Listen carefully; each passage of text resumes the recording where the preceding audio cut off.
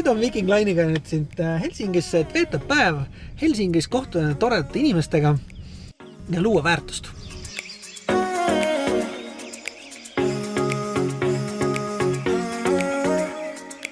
Tere, ma olen lahe siin näha siin. Äge numbri alus on seal. Absoluutselt. Siin on auto. Seal all on meeletult suur plats, kus on autos. Mingi 400 autot on kas. Miks sa üldse Soome tulid? Karmo ütles, et tuli siia naabritele appi, vaata naabritele oli abi vaja. Ma tulin tsikliga sõitma. Tulid tsikliga sõitma? Sõitsin ära ja siis kui tagasi läksin, mõtlesin, mis ma teen seal. Ma tulen vaatan, kuidas siin on elu. Ja siis olen 7 aastat siin. Ma tulin Soome, ma olin ajutiselt kellegi juures. Siis ma otsustasin sealt õhtu akul ära minna. Ütlesin, et istusid rattale ja tegin kiire, siis ma olin juba auto toonud ka. Ja siis läksin ära ja siis mõtlesin, aga kuhu ma nüüd siis lähen? Siis mõtlesin, kui palju inimesi ma Soomest tean. Siis mõtlesin, mul vend on Vaasas, aga sinna ma küll praegu ei sõida, sest see on mingi 600 kilomeetrit. Ja siis ma helistasin Triinule ja ütlesin, kuule, ma tulen korra. Tulen, olen öö või paar. Siis davai. Ja siis siia maani. Mitu ööd on või? Ja siis sa hakkasid tööd tegema ja? Nojah, hakkasin tööd otsima. Kohe kui hakkasin otsima, kohe sain ka.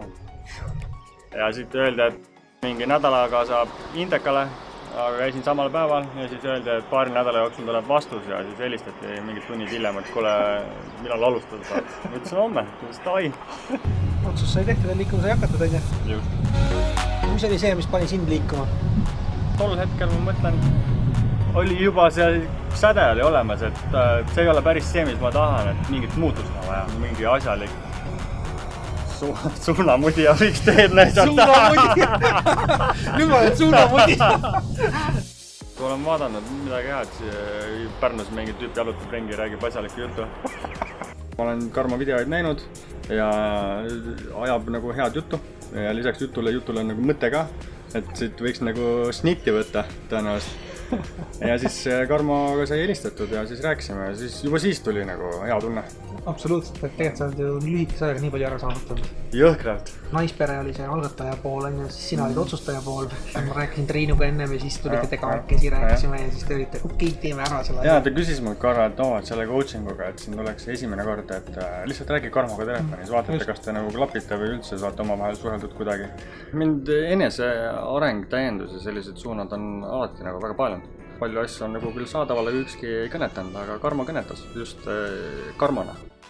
Siis ma ütlesin, et aga siin on ainult võita, et davai, teeme ära. Millist väärtust Karmo coaching mulle loob? See on selline julgus, et kui sul tuleb mingisugune hea mõte, siis astud selle mõttega tegevusse ja hakkad tegema. 3 kuuga on ühe mehe firmast saanud niisugune, kus on mitmeid töötajaid ja töötame niimoodi, et me ei pea ise kohal olema. Et seda niisuguse ajaga, et vau! Kui kütad see mulle võimalik? Ei ole, ei, kus sa selle? Firma tegeleb autode klantsimisega. Firma nimi on Klants ja klantsimine siis tähendab seda, et me teeme müügi eelse välimuse ja sisemuse korda ja läheb auto uuele ringile. See sisaldab siis pesu, poleerimist, mida iganes kõike pähe tuleb, kõike saame teha. Keraamikat paned? Absoluutselt keraamikat paneme.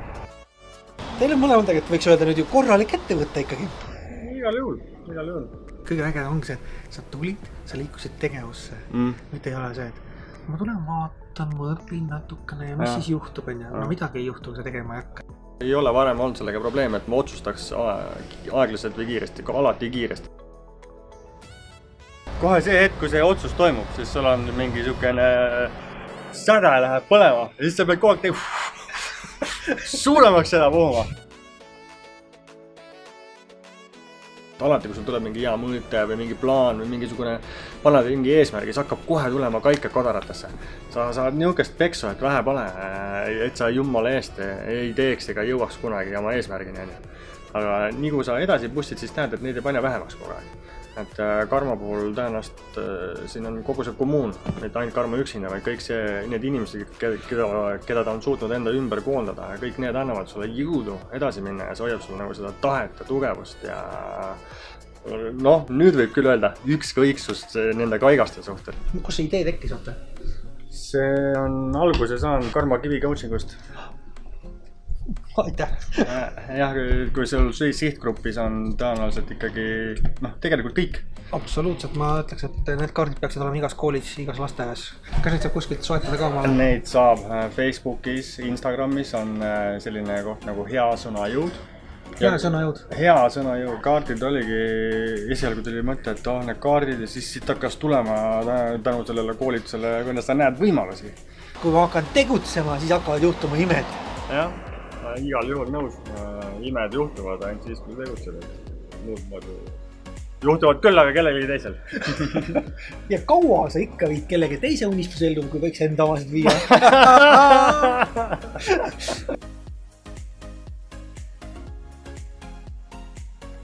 Aga mis sa oled selle ajaperioodiga Triinuga teinud ära? Mõned päevad enne, kui meil algas see koolitus, me otsustasime, et me läheme kolime Hispaanias ära.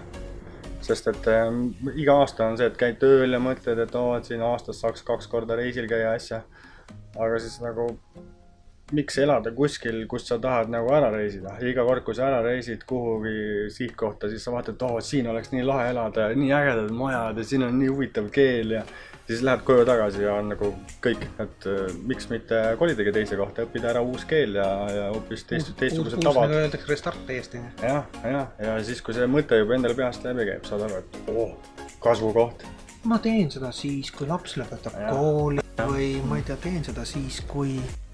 Minu vanemad, kui nad olid 36-sed midagi, nüüd on seal 70 peal kusagil, mõtlesid, et koliks ka Hispaaniasse. Nende takistuseks saigi see, et neil olid nagu lapsed, et me poleks hakkama saanud. Vanemad ei julge teha lõplikku otsust ja siis ajavad asja laste süüks, nii et laste tõttu ei saa teha midagi. Aga ma vanemad, kui nad kuulsid, et me kolime, siis kuna nendel on iga selline, nad elavad maamajas ja enam ei jõuda käia üle, et ma pakkusin välja, et õigemini Triin küsis, aga mida te ootate oma vanaduselt, et okei, et müüte maja maha, lähete, võtate kuhugi väiksesse ilusesse linna, Haapsalu näiteks korteri ja vaatate sealt aknast merd, et kas nagu tahate sellist vanadust. Kliima Eestis on nagu on, et eluunistus oli ju Hispaania. Miks siis mitte sinna, et hinnad ju soosivad ja nende pensionitega on ju mugavam ja siis mingi hetk ema ütles, et me panime, et meil tuleb üks hindaja ja maja läheb müüki ja kui saavad õige summa raha kokku, siis tulevad ja kui ei, siis jäävad selle Haapsalu juurde. Päike ja soolanõhk. Ja ongi korras. Mis coaching on nüüd andnud teile mõlemale? Sa võid ka enda eest ainult rääkida. Tahaks öelda enesekindlust, aga sellega ma ei ütleks, et on probleeme olnud. Aga ei ole kunagi nagu madalaga olnud, aga see on kindlalt nagu seda juurde andnud, aga nagu sellisel moel, et sa oskad sellest nagu aru saada või nagu praktiliselt kasutada.